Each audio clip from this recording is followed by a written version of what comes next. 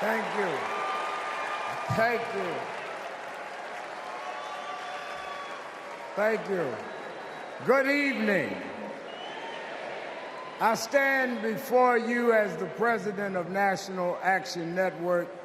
We do not endorse candidates, but we report where candidates stand on criminal justice, economic empowerment, health equity, and other issues. On one side of this race is Donald Trump, a fellow New Yorker I've known for 40 years. Only once in that time, did he take a position on racial issues.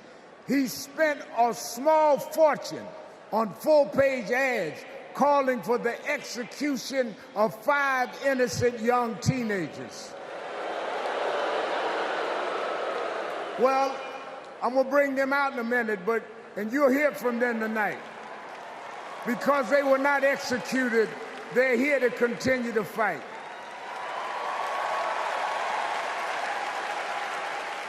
But it was there that I saw Trump love to fan racial flames.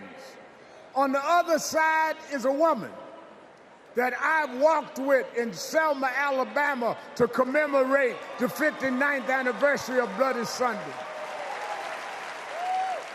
Kamala Harris spoke to me that day about unity and passing bills. All I ever heard from Donald Trump was how he can get an advantage. I see one candidate who wants to protect the right to vote, while the other has tried to cook up 11,000 votes in Georgia. I see a candidate who, with Joe Biden, brought leaders to the White House to confront violent hatred, running against a man who said neo-Nazis in Charlottesville were fine people. I see a candidate who has sought to reform and uphold the law, and a man who wrongly assumes his mugshot appeals to black Americans. I worked with Kamala Harris. In every job she's had, she has consistently committed to making government work for those of us who've been disadvantaged. All Donald Trump has been consistent about is making himself richer and sowing division to get that done. This man sat right here in Chicago a few weeks ago, refusing to apologize for claims that migrants were taking black jobs. Well, in November, we're going to show him when blacks do their job.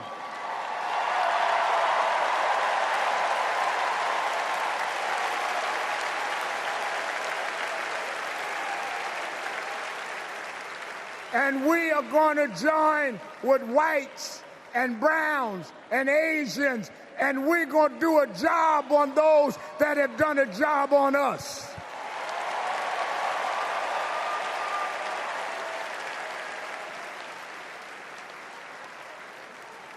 Tonight, we are going to realize Shirley Chisholm's dream.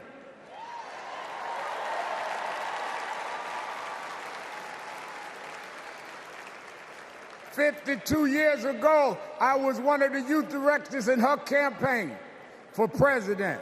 And 52 years after she was told to sit down, I know she's watching us tonight as a black woman stands up to accept the nomination for President of the United States.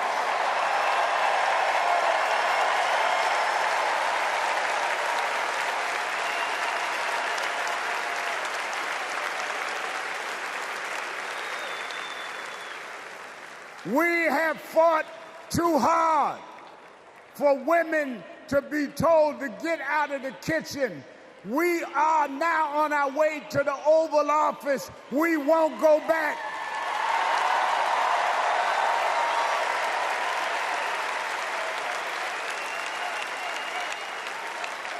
We fought hard. We fought hard for LGBTQ loved ones to get out the closet. We won't go back.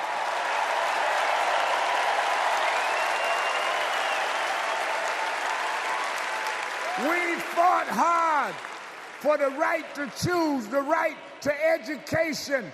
We suffered and died and bled, went to jail to get the right to vote. We won't go back.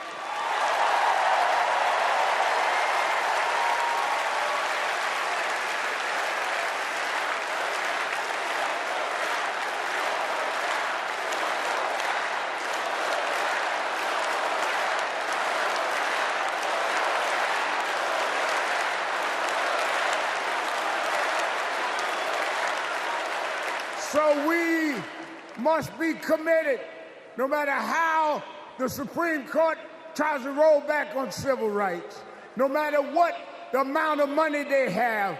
We are here because others fought and suffered for us, and we vowed tonight we won't go back.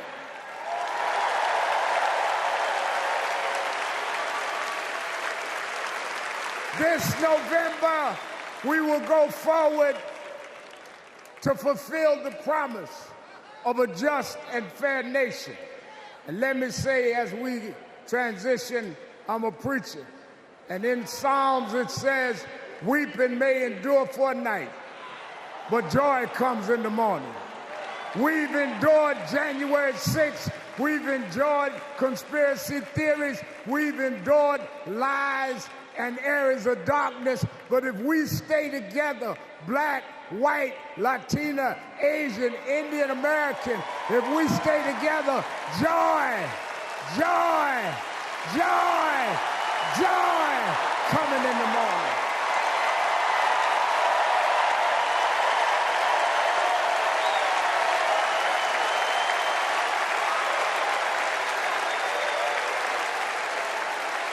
I want to now, since I was a teenager, I was mentored by Reverend Jesse Jackson. And Reverend Jackson taught us to fight for what's right. And now I want to bring out some young men that I fought for. I referred to them then. They were known as the Central Park Five. Now they are the Exonerated Five. Raymond Santana, Kevin Richardson, Yusef Salaam, Corey Weiss, the Exonerated Five.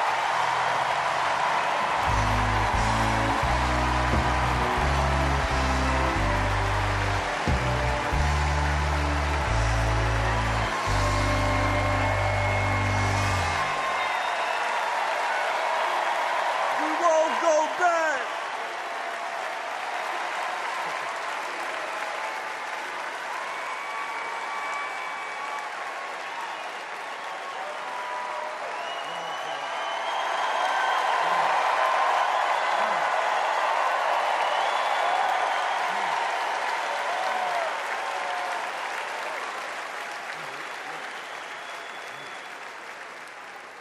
Good evening, people. My name is Corey Wise. 35 years ago, my friends and I were in prison for a crime we did not commit. Our youth was stolen from us. Every day as we walked into courtroom, people screamed at us, threatened us because of Donald Trump. He spent $85,000 on a full-page ad in the New York Times, calling for our execution.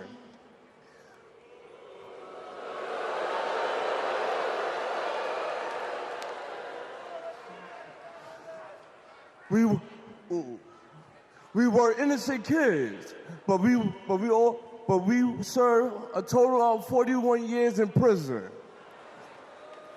Reverend Al Sharpton stood with us. Now, I'm proud to stand with him today.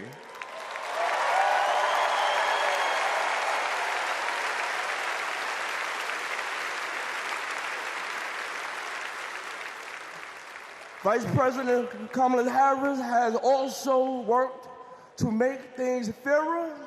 I know she will do the same as president. Now prove that message.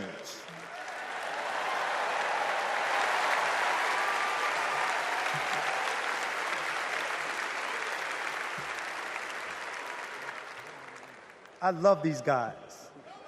These are my brothers. These are my brothers. Yes, indeed. America. I am Yusef Salaam.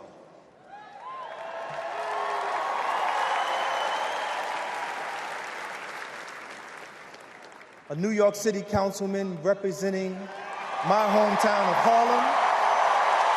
That's right.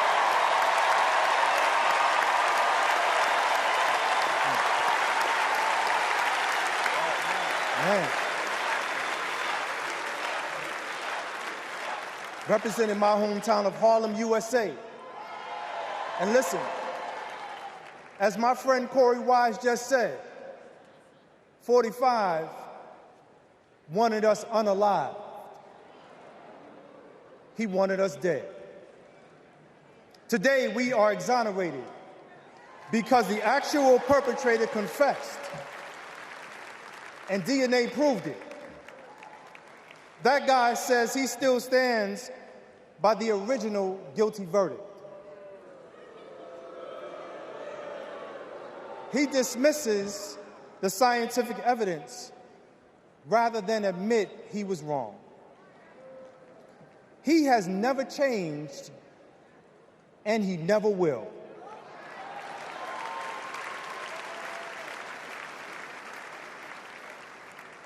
That man thinks that hate is the animating force in America. It is not. We have the constitutional right to vote. In fact, it is a human right. So let us use it. I want you to walk with us. I want you to march with us. I want you to vote with us.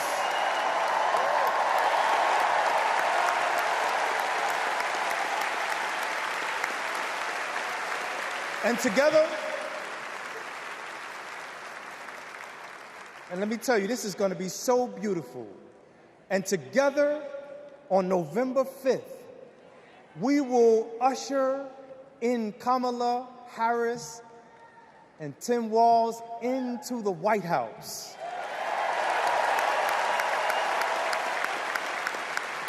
So I want to do this. When I say one day, I want you to say, see us. When they see us. When they see us. When they see us, America will finally say goodbye to that hateful man.